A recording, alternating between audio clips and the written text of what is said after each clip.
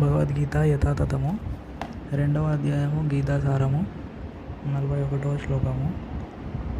శ్రీ భగవానువాచ వ్యవసాయాత్మిక బుద్ధిరేకేహ కురునందన బహుశాఖా హ్యనంతాశ్చ బుద్ధయో వ్యవసాయినాం. అర్థము: శ్రీకృష్ణ భగవానుడు పలికెను, ఈ మార్గంలో ఉన్నవారు స్థిరమైన ఉద్దేశంతో ఉంటారు. వారిది ఒకటి లక్ష్యము.